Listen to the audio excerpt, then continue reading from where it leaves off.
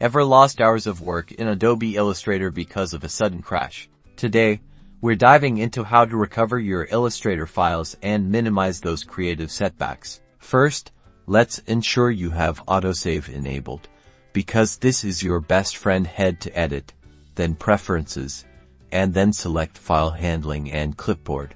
Make sure Save Automatically is checked. From there, you can adjust how often Illustrator saves your work, with a shorter time frame like every 5 minutes being ideal.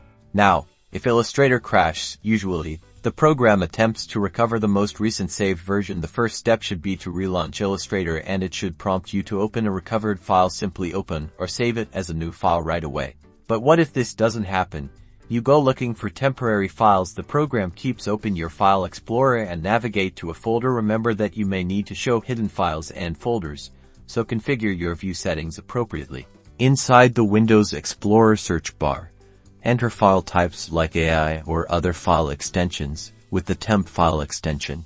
Look for files with a name that include the word Adobe Illustrator or the project name, along with a date stamp. Try opening them in Illustrator. You might find a partially recovered version of your work, so save it immediately.